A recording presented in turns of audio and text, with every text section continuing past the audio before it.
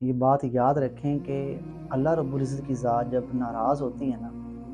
تو وہ آپ سے رزق نہیں چھینتی. کبھی بھی اللہ تعالیٰ آپ سے رزق نہیں چھینتے، لیکن یاد رکھیں کہ اللہ رب العزت آپ سے سجدے کی توفیق چھین لیتے ہیں.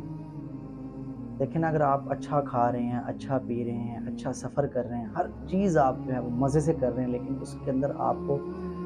سجدہ میسر نہیں ہے،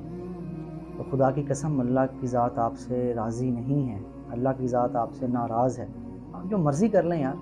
دنیا کی خواہشات ہیں جتنی مرضی پوری کر لیں، جب اس میں سجدہ ہی نہیں ہے، اس میں نماز ہی نہیں ہے، تو وہ کیسی زندگی جو ہے آپ سمجھتے ہیں کہ پرسکون ہے کہ اللہ نے سب کچھ دیا ہوا ہے.